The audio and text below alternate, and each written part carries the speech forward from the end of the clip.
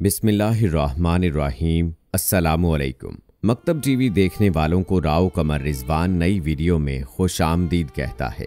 दोस्तों, आज की वीडियो में हम आपको बताने वाले हैं कि हजरत अली रज़ियल्लाहु ताला अन्हु ने फरमाया, घर में औरत का रोना कैसा है, यानी जिस घर में औरत रोती है उस घर में अल्लाह का कौन सा अजाब नाजिल होता है। तो दोस्तों, ये वीडियो बहुत ही अहम होने वाली है, तो इस वीडियो को आप आखिर तक लाजमी देखिएगा।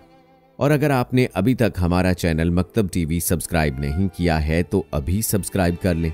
साथ में लगे बेल आइकॉन को भी लाजमी क्लिक कर लीजिएगा ताकि लेटेस्ट अपलोड होने वाली हमारी वीडियोस आप तक बर वक्त पहुंचती रहे। वीडियो को अपने दोस्तों के साथ लाइक और शेयर भी लाजमी कीजिएगा। कमेंट बॉक्स में अपनी राय का इजहार भी लाजमी कीजिएगा। तो चलिए दोस्तों, शुरू करते हैं अपनी आज की वीडियो। एक मर्तबा हजरत अली रज़ियल्लाहु ताला अन्हु एक रास्ते से गुजर रहे थे। उन्होंने देखा कि एक शौहर अपनी बीवी पर जुल्म कर रहा है। हजरत अली रज़ियल्लाहु ताला अन्हु करीब गए और उस शख्स से फरमाने लगे, ऐ शख्स, अल्लाह से डरो। तुम्हारी मुफलिसी, परेशानी और तुम्हारी रिज्क में तंगी का सबब यही है कि तुम्हारी बीवी तुम्हारे ही घर में तुम्हारे जुल्म से रोती है।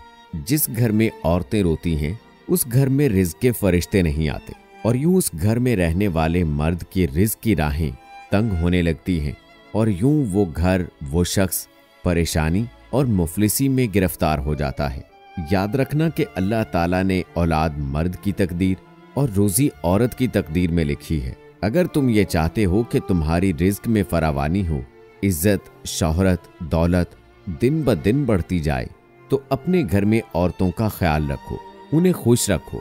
अल्लाह के फजलो करम से तुम इज्जत, शोहरत और दौलत में फरावानी पाओगे। दोस्तों, इसी तरह का एक और वाकया है कि एक मर्तबा हजरत अली रज़ियल्लाहु ताला अन्हु एक रास्ते से गुजर रहे थे। आप रज़ियल्लाहु ताला अन्हु ने देखा कि एक शख्स अपनी बीवी पर जुल्म कर रहा था, उसकी तौहीन कर रहा था। हजरत अली रज़ियल्लाहु ताला अन्हु उसके करीब गए और फरमाने लगे, ऐ शख्स, याद रखना, अल्लाह ने मर्द को इसीलिए ताकतवर बनाया है कि वो औरत की हिफाजत कर सके, ना कि औरत पर जुल्म करे। जो मर्द अपनी औरत पर जुल्म करता है तो अल्लाह ताला उस पर लानत भेजते हैं। तो वो शख्स कहने लगा कि या अली, ये औरत मेरे निकाह में है, मैं इसे जो बात कहता हूँ ये मेरी बात नहीं मानती। तो हजरत अली रज़ियल्लाहु ताला अन्हु ने फरमाया कि निकाह का मतलब ये नहीं है कि तुमने अपने लिए गुलाम खरीदा हो, बल्कि निकाह का मतलब ये है कि तुमने अपनी नस्ल को बढ़ाने के लिए इस औरत से मदद तलब की कि तुम्हारी औलाद की अच्छी तरबियत के लिए इस औरत को तुमने चुना है। याद रखो, जिससे मदद ली जाए उसे गुलाम नहीं समझते और जो तुम्हारी औलाद को परवान चढ़ाए उसे हकीर नहीं समझा करते, बल्कि उसका तो शुक्र अदा करना चाहिए। याद रखना कि औरत पर जुल्म करने का मतलब ये है कि औलाद की बगावत। आने वाले वक्त में उस औरत के जिस्म से जो तुम्हें औलाद नसीब होगी उसके वजूद में तुम्हारे लिए बगावत ही बगावत होगी। दोस्तों, अब हम आपको बताते हैं कि औरत की पहचान कैसे हो सकती है, यानी पाक, साफ और नेक औरत की क्या पहचान है। तो हजरत अली रज़ियल्लाहु ताला अन्हु इस हवाले से फरमाते हैं कि जब कभी कोई औरत अपने शौहर पर नाराज हो या गुस्सा करे तो इससे उसे मोहब्बत से ये कहना चाहिए कि मैं तो अपनी पूरी जिंदगी तुम्हारे साथ बिताऊंगा। और याद रखना कि वो अपने घर की बुराई किसी के सामने ना करे और अपनी औलाद की तरबियत ऐसे करे कि जमाना इस पर फख्र करे।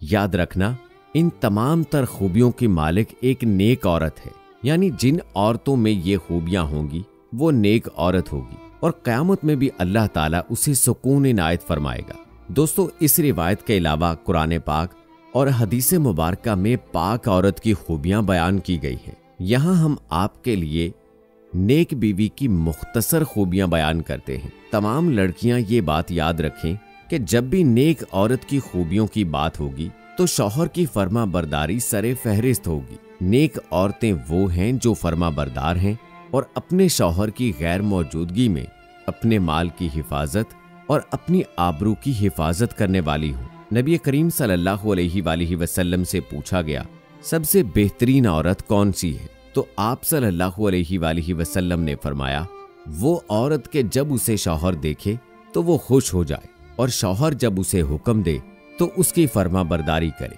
और अपनी जान और माल में अपने शौहर का नापसंदीदा काम बिल्कुल ना करे। औरत की मोहब्बत में सबसे ज्यादा हकदार उसका शौहर है। इसका अंदाजा इस बात से लगाया जा सकता है कि नमाज इबादत की सबसे आला किस्म है और सजदा उसकी चोटी है। लेकिन शरीयत में शौहर का मकाम व मर्तबा वाज़े करने के लिए इतनी ऊंची मिसाल बयान की गई है। सैयदना अबू हुरैरा रज़ियल्लाहु ताला अन्हो से रिवायत है कि नबी करीम सल्लल्लाहु अलैहि वसल्लम ने इरशाद फरमाया, अगर मैं अल्लाह ताला के सिवा किसी और को सजदा करने का हुक्म देता तो मैं बीवी को उसके शौहर को सजदा करने का हुक्म देता। फिर आप सल्लल्लाहु अलैहि वसल्लम ने फरमाया, उस जात की कसम जिसके कब्जे में मेरी जान है, औरत अपने रब का हक अदा नहीं कर पाएगी जब तक वो अपने शौहर के सारे हकूक अदा ना करे। तमाम मुसलमान खवातीन को खुसूसन ये सोचना चाहिए कि जिस रब ने मर्दों को 1 से ज्यादा और 4 तक बीवियां रखने की इजाजत दी है, वो रब हमसे ज्यादा हमारी मसलहतों और जरूरियात से वाकिफ है। ये बात भी दुरुस्त नहीं कि सिर्फ उसी मर्द को दूसरी शादी करनी चाहिए जिसकी अहलिया बांझ हो या किसी खतरनाक मर्ज में मुब्तला हो जाए। ऐसा नहीं, बल्कि अल्लाह ताला ने हर मर्द के लिए जो 1 से ज्यादा बीवियां रखने की इस्तात रखता हो उसे आम इजाजत दी है। लिहाजा जो खवातीन अपने शौहरों के दूसरे निकाह में रुकावट डालती हैं, उन्हें अल्लाह ताला से डरना चाहिए। मर्द और औरत के बाहमी ताल्लुक को मजबूत और कायम रखने वाली चीज दोनों में बाहमी उल्फत व मोहब्बत और एक दूसरे के लिए जज्बा ईसार और कुर्बानी है। लेकिन अगर कभी इस ताल्लुक में दरारें पड़ना शुरू हो जाएं, तो इस्लाम इसके लिए रास्ते भी तजवीज करता है। मर्द को तलाक का इख्तियार दिया गया है, मगर इससे पहले इस्लाह अहवाल के लिए घर का सरपरस्त होने की हैसियत से ये हिदायत की गई है कि अगर औरत मर्द के हकूक की अदायगी से इज्तनाब करती है या उसमें कोई कमी बेशी करती है या खुदसरी और बगावत पर उतर आती है, तो ऐसी सूरत में उसे नसीहत की जाए और हर तरह से समझाने की पूरी कोशिश की जाए। अगर ये तरीका कारगर साबित ना हो तो फिर औरत को बिस्तर पर तन्हा छोड़ दिया जाए, यानी एक ही घर में रहते हुए उससे ताल्लुक तोड़ लिया जाए।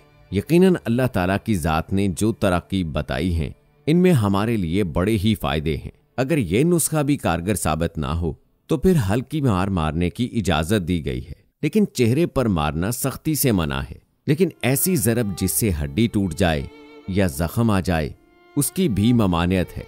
यहाँ मारने से मुराद बिल्कुल ऐसी हल्की सजा है जो औरत की अना को मजरूह करके इस्लाह की तरफ माइल करने में मददगार साबित हो। जो लोग इस इजाजत से नाजायज फायदा उठाकर औरतों को गाली गलोच और जदोकोब करते हैं, वो अल्लाह और अल्लाह के रसूल सल्लल्लाहु अलैहि वसल्लम की नज़र में इंतहाई नापसंदीदा लोग हैं।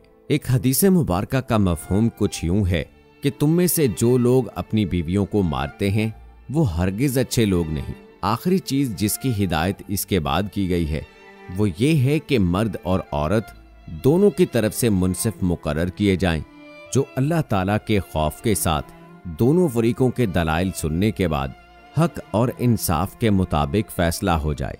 मर्द को ये इख्तियार नहीं दिया गया कि औरत को लटकाए रखे, न तलाक दे और ना ही उसके हकूक अदा करे। याद रहे, जो लोग ऐसा रवैया इख्तियार करते हैं वो सख्त गुनाह के मुर्तकिब होते हैं। एक अहम हिदायत इस बाहमी ताल्लुक को जोड़े रखने के लिए ये भी दी गई है, कोई मोमिन औरत मोमिना औरत से नफरत ना करे। अगर वो तुम्हें नापसंद हो सकता है अल्लाह ने उसी में तुम्हारे लिए खैर कसीर रखी है।